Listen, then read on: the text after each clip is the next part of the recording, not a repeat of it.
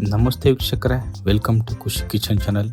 ಇವತ್ತು ನಾನು ಪನ್ನೀರ್ ಮಸಾಲ ಮಾಡ್ತಕ್ಕಂಥ ವಿಧಾನ ನಿಮಗೆ ತಿಳಿಸ್ಕೊಡ್ತಾ ಇದ್ದೀನಿ. ತುಂಬ ರುಚಿಯಾಗಿರ್ತಕ್ಕಂಥ ಅದ್ಭುತವಾಗಿರ್ತಕ್ಕಂಥ ಒಂದು ರೆಸಿಪಿ ಇದು. ಚಪಾತಿಗೆ ಮತ್ತು ದೋಸೆಗಂತೂ ಒಳ್ಳೆ ಕಾಂಬಿನೇಷನ್ ಇದು. ದಯವಿಟ್ಟು ವಿಡಿಯೋನ ಕೊನೆ ತನಕ ನೋಡಿ ಅಂತ ಹೇಳ್ತಾ ವಿಡಿಯೋನ ಸ್ಟಾರ್ಟ್ ಮಾಡೋಣ ಬನ್ನಿ.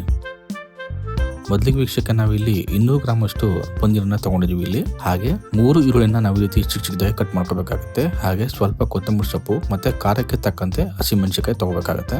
ಒಂದು ದೊಡ್ಡ ಗಾತ್ರದ ಒಂದು ಟೊಮೊಟೊನ ನಾವು ಈ ರೀತಿ ಪೇಸ್ಟ್ ಮಾಡಿ ಇಟ್ಕೊಂಡಿದ್ವಿ. ಹಾಗೆ ಮನೇಲೆ ಮಾಡಿರ್ತಕ್ಕಂಥ ಹಸಿ ಶುಂಠಿ ಬೆಳ್ಳುಳ್ಳಿ ಪೇಸ್ಟ್ ಬೇಕಾಗುತ್ತೆ. ಮೊದಲಿಗೆ ವೀಕ್ಷಕರೇ, ಒಂದು ಬಾಣಲಿ ತಗೊಂಡು ಬಿಸಿ ಮಾಡಕ್ಕೆ ಇಟ್ಕೋಬೇಕಾಗುತ್ತೆ. ಬಿಸಿ ಆದ ನಂತರ ಅದಕ್ಕೆ ಒಂದು 2 ರಿಂದ 3 ಟೇಬಲ್ ಸ್ಪೂನ್ ಎಣ್ಣೆನ ಹಾಕೊಂಡು ನಾವು ಕಟ್ ಮಾಡಿ ಇಟ್ಟಿರ್ತಕ್ಕಂಥ ಈರುಳ್ಳಿಯನ್ನು ಹಾಕೊಂಡು ಚೆನ್ನಾಗಿ ನಾವು ಫ್ರೈ ಮಾಡ್ಕೋಬೇಕಾಗತ್ತೆ.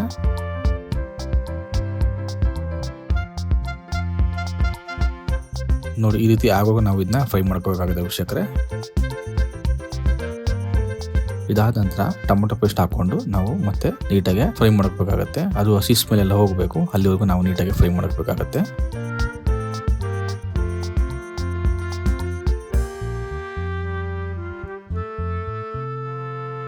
ನೋಡಿ, ಈ ರೀತಿ ಫ್ರೈ ಆದ ನಂತರ ನಾವು ಇದಕ್ಕೆ 1 ಟೇಬಲ್ ಸ್ಪೂನ್ ಅಷ್ಟು ಅಚ್ಚಕಾರದ ಪುಡಿ, 1/4 ಟೀ ಸ್ಪೂನ್ ಅಷ್ಟು ಜೀರಿಗೆ ಪುಡಿ, 1 ಟೀ ಸ್ಪೂನ್ ಅಷ್ಟು ಧನಿಯಾ ಪುಡಿ, 1/4 ಟೀ ಸ್ಪೂನ್ ಅಷ್ಟು ಅರಿಶಿನ ಇಷ್ಟು ಹಾಕೊಂಡು ನಾವು ಚೆನ್ನಾಗಿ ಮಿಕ್ಸ್ ಮಾಡ್ಕೊಂಡು ಫ್ರೈ ಮಾಡ್ಕೋಬೇಕಾಗತ್ತೆ ವೀಕ್ಷಕರೇ. ನೋಡಿ, ಈ ರೀತಿ ಚೆನ್ನಾಗಿ ಮಿಕ್ಸ್ ಮಾಡ್ಕೊಂಡು ಫ್ರೈ ಆದ ನಂತರ ನಾವು ನೆಕ್ಸ್ಟ್ ಇದಕ್ಕೆ 1 ಟೇಬಲ್ ಸ್ಪೂನ್ ಅಷ್ಟು ಹಸಿ ಶುಂಠಿ ಬೆಳ್ಳುಳ್ಳಿ ಪೇಸ್ಟನ್ನು ಹಾಕೊಂಡು ಅದರ ಹಸಿ ಸ್ಮೆಲ್ ಹೋಗೋವರೆಗೂ ನಾವು ನೀಟಾಗಿ ಚೆನ್ನಾಗಿ ಫ್ರೈ ಮಾಡ್ಕೋಬೇಕಾಗತ್ತೆ.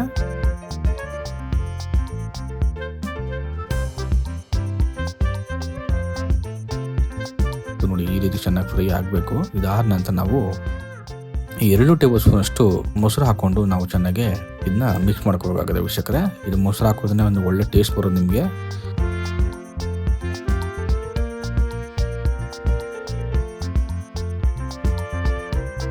ಇದಾದ ನಂತರ ಹಾಗೆ ನಿಮ್ಗೆ ಎಷ್ಟು ತಿಳಿಬೇಕೋ ಅಷ್ಟು ನೀರು ಹಾಕೊಂಡು ಚೆನ್ನಾಗಿ ಮಿಕ್ಸ್ ಮಾಡ್ಕೋಬೇಕಾಗತ್ತೆ.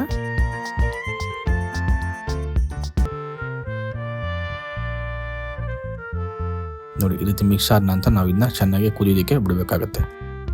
ನೋಡಿ, ಈ ರೀತಿ ಕುದಿ ಬಂದ ಮೇಲೆ ನಾವು ಏನು ಪನ್ನೀರ್ನ ಕಟ್ ಮಾಡಿ ಇಟ್ಕೊಂಡಿದ್ವಲ್ಲ ಅದನ್ನ ಹಾಕಿ ಚೆನ್ನಾಗಿ ಒಂದು 5 ನಿಮಿಷಗಳ ಕಡೆಯಿಂದ ನಾವು ಚೆನ್ನಾಗಿ ಬಾಯ್ಲ್ ಮಾಡ್ಕೋಬೇಕಾಗತ್ತೆ.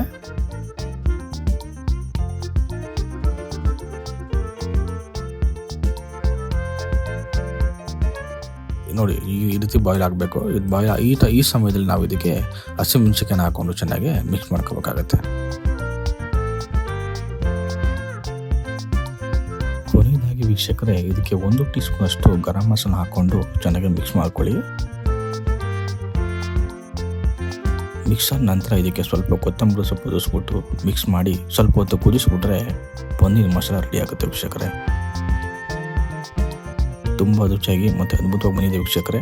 ನೋಡ್ತಲ್ಲ ವೀಕ್ಷಕರೇ, ತುಂಬ ಸುಲಭವಾಗಿ ಹೋಟೆಲ್ ಶೈಲಿಯಲ್ಲಿ ಪನ್ನೀರ್ ಮಸಾಲ ಮಾಡ್ತಕ್ಕಂಥ ವಿಧಾನ ಹೇಗೆ ಅಂತ ಇದನ್ನು ನೀವು ಮನೆಯಲ್ಲೊಮ್ಮೆ ಟ್ರೈ ಮಾಡಿ ಇದು ರುಚಿ ಹೇಗಿದೆ ಅಂತ ಕಾಮೆಂಟ್ ಬಾಕ್ಸಲ್ಲಿ ತಿಳಿಸಿ ಅಂತ ಹೇಳ್ತಾ, ಹಾಗೆ ನಿಮ್ಮ ಸ್ನೇಹಿತರಿಗೂ ಮತ್ತು ನಿಮ್ಮ ಫ್ಯಾಮಿಲಿ ಮೂಲಕ ಶೇರ್ ಮಾಡಿ ಅಂತ ಹೇಳ್ತಾ ವಿಡಿಯೋ ಮುಗಿಸ್ತಾ ಇದ್ವಿ. ಧನ್ಯವಾದಗಳು.